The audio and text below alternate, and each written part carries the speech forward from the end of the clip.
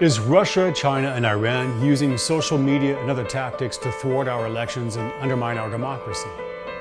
Are some of our very own leaders intentionally driving us to new levels of hate and violence for their self-interests? Is COVID-19 going to be used as a political ploy to dictate our pursuits as evolving, healthy communities?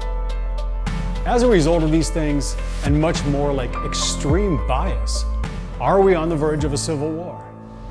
If so, between who? Realistic conflict theory. Is it us versus them, or us versus us? We have big problems that need solving right now. How do we fix this? Can we fix this? And just what exactly is the fixing that's needed? It looks like one problem to one group and another problem to another group, right? Well, can we trust those who say they'll fix it for us? Big claims require big research. This is The New Reach. I'm on a mission to learn, test myself, and to find answers we can all use. By the end of this video, you'll understand how a model known by social and psychological studies as realistic conflict theory is taking us to certain ruin if we don't learn how to stop it. Why is it so important that you know about this model? What can I do? What can you do? What is its connection to solving these huge problems? Right now, abuses of power, divisions on how to manage a health crisis, political and racial separatism, violence, murder, and even a lack of basic respect for other persons, property, and human rights are the results of this.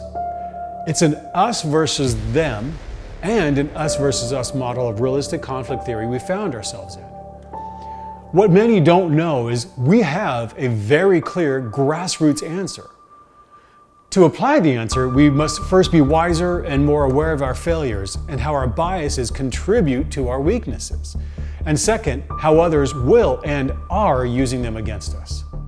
One of the very things that has been proven in studies to solve these specific types of conflict problems, we're told to not do it.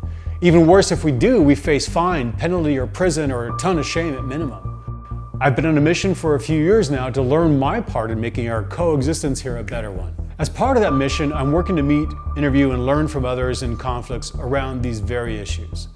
One of my efforts in doing this took me to Utah to meet with two groups and their leaders. They found themselves in direct conflict in the streets of Salt Lake City suburbs, in news outlets, and on social media. Of the many things we discussed, both speak about how civil war appears to be a possible future event. John Sullivan, a Black Lives Matter movement leader of a group called Insurgents USA and Black Fist Coalition.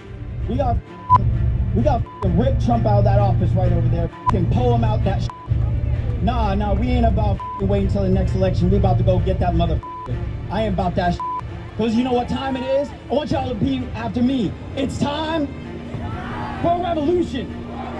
It's time. Yep, that's what's gonna happen very shortly. That's why I think there's a civil war that's coming, and it's terrible. It's terrible.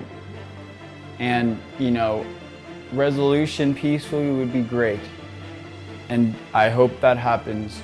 But the escalation of tensions, of people getting shot from either side, from things that are not being resolved at all or addressed,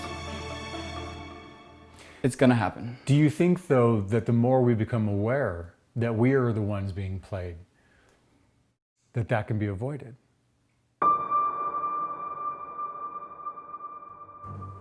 And Casey Roberts, the patriotic leader of a group called Utah Citizens Law.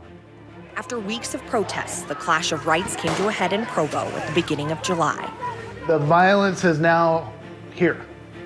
So it's in my town now. What happened in Casey Robertson's hometown urged him to put out the call. And so I got on Facebook and I said, who wants to come down there with me and show them that we're not going to put up with violence in our town? So now we're perfectly staged for a civil war, right? We got bad guys and the good guys, and everyone thinks they're the good guy.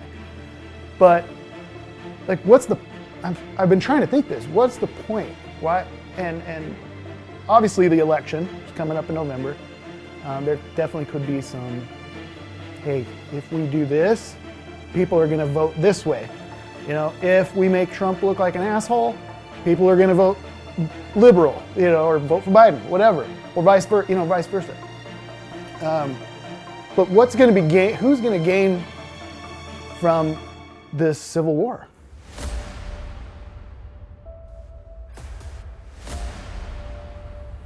Whether it is from nefarious actors working a plan through us or just our innate human shortcomings, the answer is still the answer. Once you know the answer, you have the power to help change it and bring us into a better future for all of us. Before you get the answer, you need to better understand how realistic conflict theory models work through in-group and out-group biases. How powerfully realistic conflict theory can be used against us to incite division and conflict depends on how far we polarize into one group versus another group. So what most of us tend to do is find ways to confirm our biases as being right, so we protect that feeling of being right and stay aligned with those in that group. As we all know, group peer pressures can stop us from possibly acting on better options for us all. We think things like, the people in the other groups are just not as smart as me, or they obviously have some character flaws that are detrimental to seeing my worldview. We need to realize this polarization for what it is: societal sabotage. Realistic conflict theory takes the worst of these perspectives and makes them even bigger and more deeply ingrained. Now, forming in-groups and out-groups is a very natural thing that we do. It can provide a good value in our connections with others in many ways. But take just enough of the negative tendencies we have in why and how we form in-group coalitions and how we tend to look at out-groups as enemies. It doesn't take much to get someone in there that knows how to stir the pot and magnify those potentially terrible results. As in the Robbers Cave experiment, Sharif and his team did just that, intentionally stirred the pot to help fabricate and raise conflict between the two groups.